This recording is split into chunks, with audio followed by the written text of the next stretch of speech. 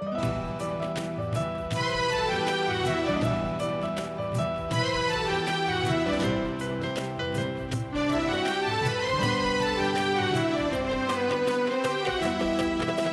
बदगुमानी दिल में उतरती है, आपस के रिश्ते बदल ही जाते हैं। जब बदगुमानी दिल में उतरती है, आपस के रिश्ते बदल ही जाते हैं। इंसानी कदरें मिटती है, दूरियां बढ़ जाती है। इंसानी कदरें मिटती है, दूरियां बढ़ जाती है और तन जाती है बीच में। बर्फ की दीवार, बर्फ की दीवार, बर्फ की दीवार, बर्फ की दीवार।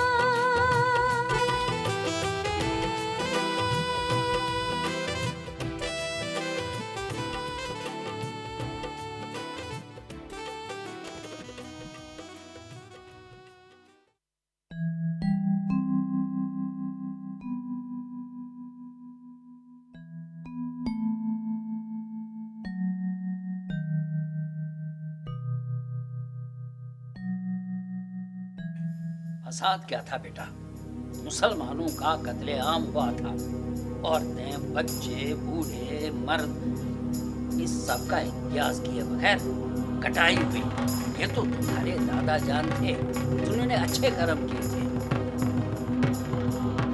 बहू, आपने बताया नहीं मुसलमानों को कौन मारता था और क्यों मारता था? वहाँ के हिंदू, सिख, गैर मुस्लिम। मगर क्यों? बोला ना, की तकसीम को लेकर फसाद बर्पा हो गया। वहाँ काफी गैर मुस्लिम मारे गए, बस उसी का बदला ले रहे थे।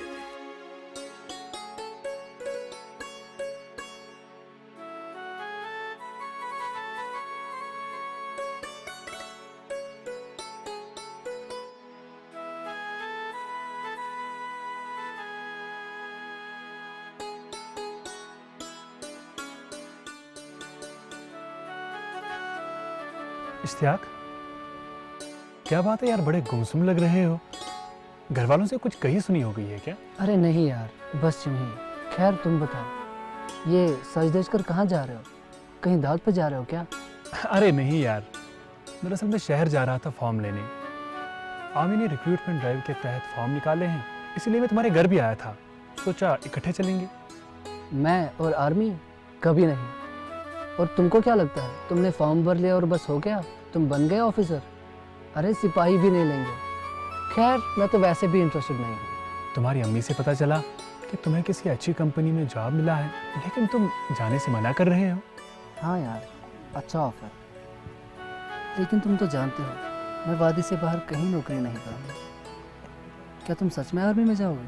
हाँ बिल्कुल, मैं तो कहता हूँ कि तुम भी ये बेकार की जिद छोड़ दो और चलो मेरे साथ, इकट्ठे अप्लाई करते हैं। तुम हो आओ, wish you best of luck. अच्छा यार, मैं चलता हूँ, फिर देर हो जाएगी।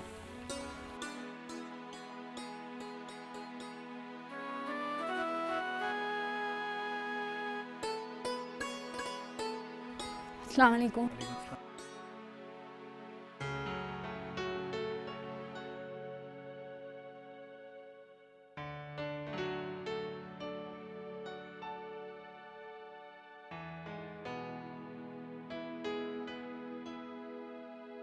इश्तियाक, तुम्हारा ये दोस्त बड़ा सज धज कर कहाँ जा रहा है? हाँ, शहर जा रहा हूँ कोई फॉर्म भरने। अच्छा, तुम साथ नहीं गए? तुम्हारा तो जिस्म और साये का साथ है। कोई अंधेरे की तरफ निकल जाए तो साया कैसे साथ आ सकता? अंधेरे की तरफ? पर तुम तो अभी बोल रहे थे कि वो कोई फॉर्म भरने जा रहा है। अब ये अंधेरा कहाँ से आ गया? अरे आर्मी में फॉर्म भरने जा रहा है, खुद अंधेरे में कूद रहा। अरे वाह, आर्मी की नौकरी तो बहुत अच्छी नौकरी है। और सुना है आजकल उनकी एक स्पेशल रिक्रूटमेंट ड्राइव भी चल रही है। तुम्हें पता है बहुत सारे लोगों ने फॉर्म भरा है। पर इसमें ये अंधेरा कहाँ से आया ये समझ नहीं आ रहा है। देखो इश्तियाक, तुमने जो ये अजीब सा जमूद पैदा किया है ना, ये कोई अच्छी बात नहीं। और निघत कह रही थी कि तुमने 30,000 रुपए वाली नौकरी से इनकार किया है। इश्तियाक, इतना तूल मत दो अपने आप को, अच्छे मौके बार बार नहीं आते। ये खबर तो मुझे लगता है अखबार में छप जाएगी। मेरे घर वाले भी ना कमाल है। वो ये मुझसे निघत ने कहा, अब इसमें कमाल और जमाल कहाँ से आ गया? अच्छा बताओ, क्या तुम वाकई दिल्ली नहीं जा रहे हो? ये हंसी वादियाँ, ये हंसी मंजर, और तुम, कौन छोड़ के जाना चाहेगा ये सब? मैं तो बिल्कुल भी नहीं। इश्तियाक साहब, कोई जाने या ना जाने, पर मैं बहुत अच्छी तरह से जानती हूँ। निघत कह रही थी यही कि तुमने बर्फ की यकबस्ता दीवार में अपनी सोच को, अपने वजूद को कैद करके रखा है। जिन लोगों ने मेरी कौम पे हमले किए, हमें बेदर्दी से कुचला, मसला, औरतों और छोटे बच्चों को भी नहीं बख्शा, उनके साथ, उनके बीच रह के अपना रोजगार कमाओ। मुझे तो ये बिल्कुल गवारा नहीं। मैं अपने ज़मीर का कातिल नहीं बन सकता। तुम्हें पता है 1947 के दंगों में दिल्ली और पंजाब में किस कदर मुसलमानों का कत्लेआम हुआ था? पता है तुम्हें? पता है? वही तो इश्तियाक, देखो समझने की कोशिश करो। तुम उस फसाद को जिसमें लाखों घर झुलस गए और इंसानियत का कत्लेआम हुआ, सिर्फ अपने नजरिए से देख रहे हो। उस फसाद में तो दोनों फिरकों के लोगों ने एक दूसरे का कत्लेआम किया। तुम ये बात मानने के लिए तैयार क्यों नहीं? अरे वाह, मेरे हाथ में हो तो तुझे अभी लेक्चरर बना दूं। बहुत अच्छा बोल लेती हो तुम। मजाक छोड़ो इश्तियाक, देखो तुम्हें इस मनफी सोच से बाहर आना होगा, वरना हम सबको भुगतना पड़ेगा। सबको मतलब? सबको मतलब तुम्हारे घर वालों को, तुम्हें, मुझे और किसे? इश्तियाक, तहरीक की उस तारीख से चिपके रहोगे तो तुम्हें रोशनी कहाँ दिखाई देगी? और इश्तियाक साहब, हम 1947 में नहीं बल्कि 2011 में जी रहे हैं। लौट आइए जदीद में और अपने मुस्तकबिल को संवारिए। पिघला दीजिए इस बर्फ की दीवार को, ताकि हम सब आपकी इस कैद से आजाद हो जाए। तुम तो वैसे भी आजाद ही आजाद हो। अपनी अपनी सोच है, अपने अपने रास्ते। मैं जहाँ हूँ मुझे वहीं रहने दो। और अगर तुम्हें मेरी सोच परसुदा लगती है तो चली जाओ अच्छी सोच वालों के साथ। मैं जहाँ हूँ वहीं ठीक हूँ। खुदा हाफिज। इश्तियाक, इश्तियाक,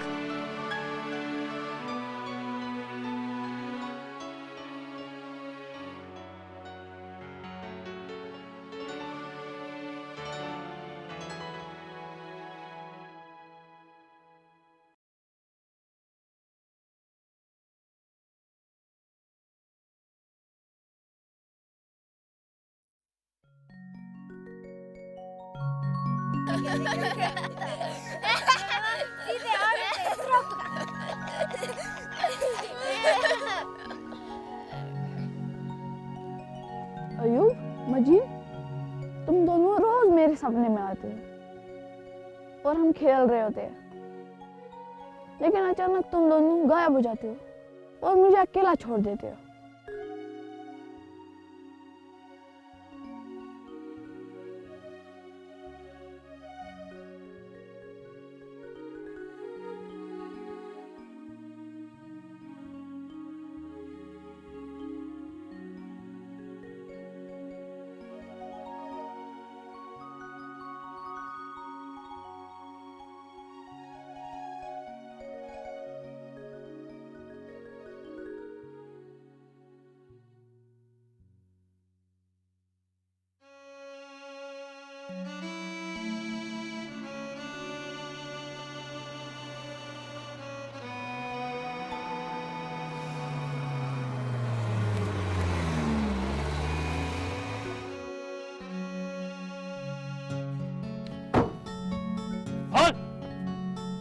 हंस अप। अरे मेरे दोस्त, कैसा है? बढ़िया। मैं ठीक हूँ। मैं तुम्हारी चाल से पहचान गया कि मेरा दोस्त इश्तियाक जा रहा है। सामने से देखता तो शायद न पहचान पाता। इश्तियाक मेरे दोस्त, तुमने अपनी ये क्या हालत बनाई है? नहीं सर, दरअसल अबू की तबीयत कुछ ठीक नहीं है, इसीलिए थोड़ा परेशान हूँ। और कोई बात नहीं। सर? अबे सर के बच्चे, तुम्हारे अब्बू बीमार है तो आज से वो मेरी भी प्रॉब्लम है, ओके? बाकी ये सर्वर आज के बाद कहा ना तो सर ही फोड़ दूंगा, क्योंकि बड़ा कड़क ऑफिसर हूं मैं। एक बात बताऊँ यूब, इस यूनिफॉर्म में वाकई बहुत स्मार्ट लग रहा है, एकदम चुस्त दुरुस्त। अल्लाह का करम है और तुम्हारी दुआओं का असर। बचपन में आर्मी ऑफिसर का ख्वाब तुम्ही से तो बना था, जो तुम्हारी अपनी सोच बदल गई वो अलग बात है। अच्छा एक बात बताओ, तुम्हारी ड्यूटी यहीं लगी है क्या? ऐसा अक्सर तो नहीं होता। अरे नहीं नहीं, मेरी ड्यूटी तो दरअसल सोपोर में है, लेकिन एक मेडिकल कैंप के साथ यहाँ आया हूँ। अच्छा मुझे बताओ, तुम चाचा जान के बारे में बता रहे थे, क्या बात है उन्हें? कई दिनों से बिस्तर में है, हल्का हल्का बुखार रहता था और काफ़ी कमज़ोर हो गए हैं। खेत में भी नहीं जा पाते, शायद डिप्रेशन है। डिप्रेशन की वजह तो तुम्हारी मनफी सोच है इश्तियाक। खैर इस वक्त मैं कैंप जा रहा हूँ, शाम को करा जाऊँगा डॉक्टर सुनील को लेकर। बहुत माहिर डॉक्टर है वो। नहीं, अभी थोड़ा संभलने लगे हैं। तुम नाहक तकलीफ क्यों कर रहे हो? नाहक? मेरा क्या हक है मैं अच्छी तरह जानता हूँ। शाम को घर पर रहना, वही मिलते हैं। Take care.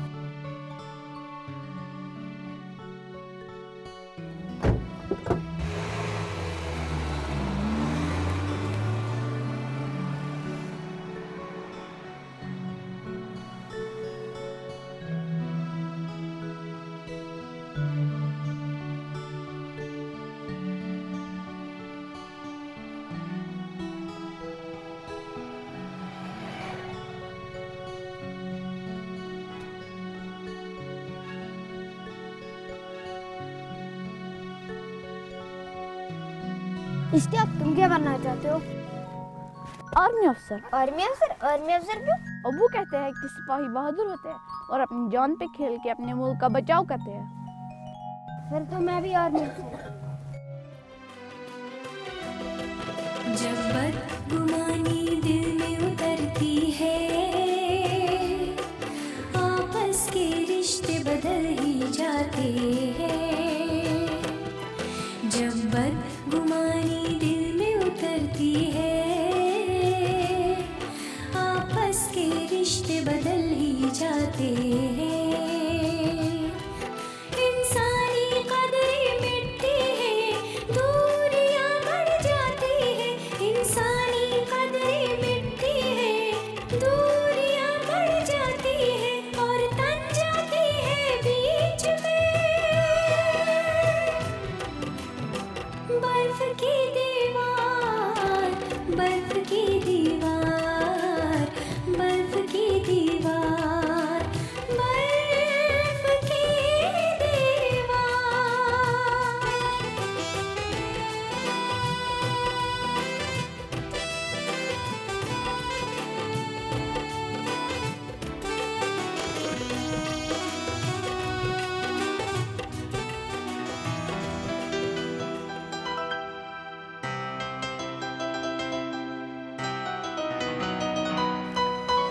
इश्तियाक, मैं नहीं रोकती तो तुम ऐसे ही निकल जाते क्या? नहीं, दरअसल मैं कहीं दूर चला गया था, माजी की किसी गहरी खाई में। वही तो, तुमने माजी को हाल और मुस्तकबिल बना लिया है। कई रोज से मिलने भी नहीं आए। तुम्हारा इरादा क्या है? मैं तो मनफी सोच में गर्क, एक नाकाम और नामाकुल शख्स हूँ। किसी से मिलके क्या करूँगा? वाह इश्तियाक, अपनों से रिश्ता तोड़ने का अच्छा नुस्खा है तुम्हारे पास। अभी तक नाराज हो क्या? निघत बता रही थी कि तुम्हारे अब्बू बहुत बीमार है। अब क्या हाल है उनका? जिसकी जवान औलाद नामाकुल हो, उसका हाल क्या हो सकता है? इश्तियाक, इस कदर कड़वाहट अच्छी बात नहीं। हो क्या गया है तुम्हें? हर बात को लटका कर देखते हो। खैर, एक बात तो तय है, तुम जैसे भी हो मेरे हो। सोच लो, तुम्हारे अम्मी अबू क्या सोचते होंगे मेरे बारे में? मैं तो खुद अपने आप को तुम्हारे लायक नहीं समझता। मेरी अम्मी और अब्बू को अपनी बेटी और हमारे रिश्ते की पाकीज़गी पर पूरा भरोसा है। रहा सवाल तुम्हारा, तुम जैसे भी हो मुझे कबूल हो। वैसे भी अल्लाह ने सब्र की ताकीद की है और नाउमीदी से मैं वाकिफ़ नहीं। मैं क़यामत तक तुम्हारा इंतज़ार करूँगी। बस मैं तुमसे यही गुजारिश करूँगी कि इस बर्फ़ की दीवार को तोड़कर खुली हवा में सांस लो। सेहत के लिए बहुत अच्छा है इश्तियाक। इस वक्त मैं चलता हूँ, अब्बू के लिए दवाई लेने निकला हूँ। कंपाउंडर से अब्बू का इलाज कराते हो तो ठीक कहाँ होंगे? मेरी मानो तो उन्हें शहर ले जाकर किसी अच्छे से डॉक्टर को दिखाओ। देखता हूँ क्या कर सकता हूँ। अल्लाह हाफिज, सब ठीक हो जाएगा। खुदा हाफिज। खुदा हाफिज।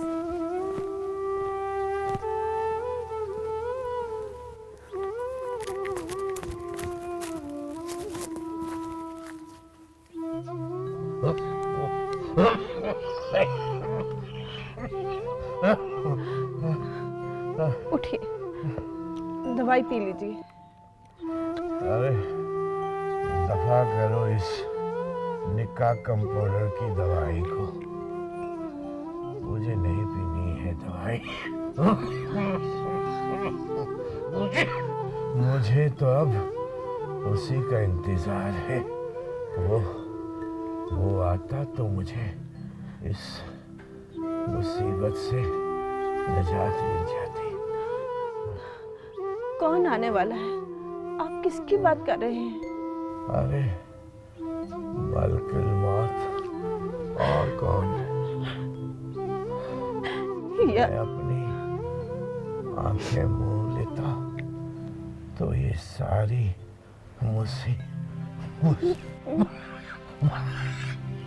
मुसीबतें यकलक खत्म हो जाती। या अल्लाह, आप कैसी मनहूस बातें कर रहे हैं? आपसे पहले मुझे मौत आ जाए, मेरी उम्र भी आपको लग जाए।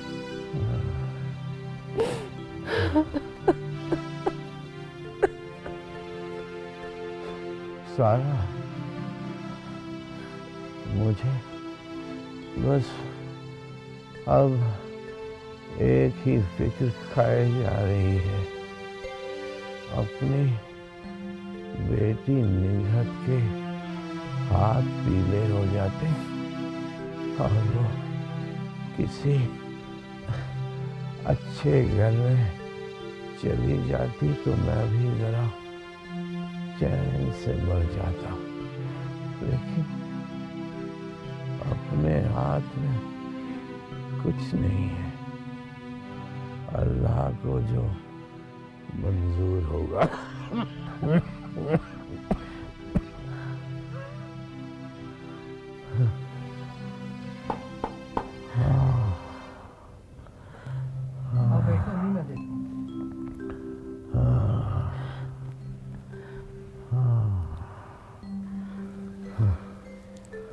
अस्सलामुअलैकुम चाची जान। अस्सलामुअलैकुम चाचा जान। वालेकुम अस्सलाम बेटा, खुदा खैर करे। आपने इसे पहचाना नहीं? ये अपना अयूब है और साथ में आदाब। अरे आप लेटे रहिए, दरअसल हम आपका हाल पूछने आए हैं। अयूब, अरे वाह, तुम तो पहचाने ही नहीं जाते।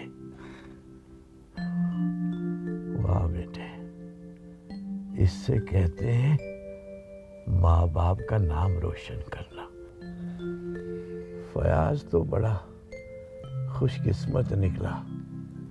मुझे देखो, मैं तो अब भी वैसे का वैसा ही हूं। खैर,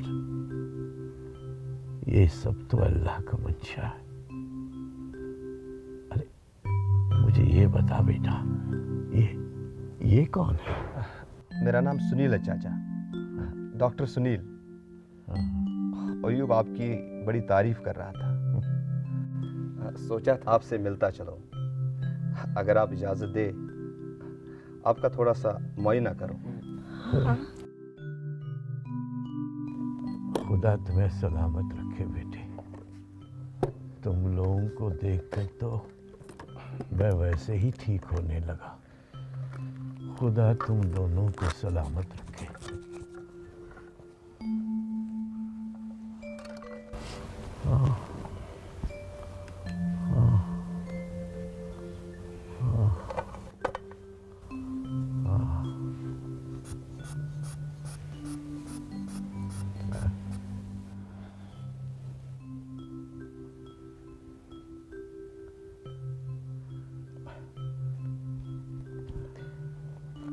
वैसे तो सब ठीक है, प्रेशर तो थोड़ा लो है,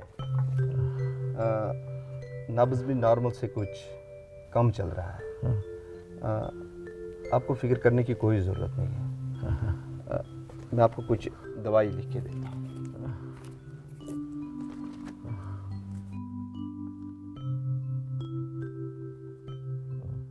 ये दवाई आप कैंप से ही मंगवाइए, और ये 1-2 टेस्ट भी करवाने पड़ेंगे, और आपको एक बार कैंप पे भी आना पड़ेगा। हाँ, तो अभी ले चलते हैं चाचा जान को। डॉक्टर सुनील, आपको पता है चाचा जान मुझे मेरे अब्बू की तरह ही अजीज और मेरे लिए काफ़ी अहम है।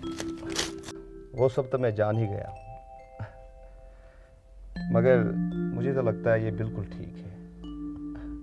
देखो चाचा जान, आप खुश रहा करें, हफ्ता भर में आप ठीक हो जाएंगे। आप अपने रोजमर्रा का काम शुरू कीजिए इंशाअल्लाह। अल्लाह का शुक्र है। बेटा आप लोग बैठो, मैं आप लोगों के लिए चाय लेकर आती हूँ। जी चाची जान। चाची चाय फिर कभी, मैं इस वक्त थोड़ी जल्दी में हूँ। डॉक्टर सुनील, इस वक्त आप हमारे कब्जे में हैं। चाची जान इतने प्यार से हमारे लिए चाय बनाने जा रही हैं, तो चाय तो आपको पीनी ही पड़ेगी। ओके बॉस, जो हुक्म। या अल्लाह।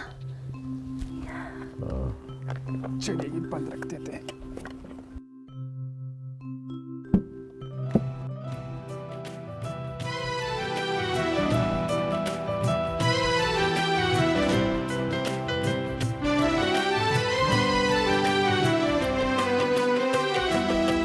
जब बदगुमानी दिल में उतरती है, आपस के रिश्ते बदल ही जाते हैं। जब बदगुमानी दिल में उतरती है, आपस के रिश्ते बदल ही जाते हैं। इंसानी कदरें मिटती है, दूरियां बढ़ जाती है। इंसानी कदरें मिटती है, दूरियां बढ़ जाती है, और तन जाती है बीच में बर्फ की दीवार, बर्फ की दीवार, बर्फ की दीवार।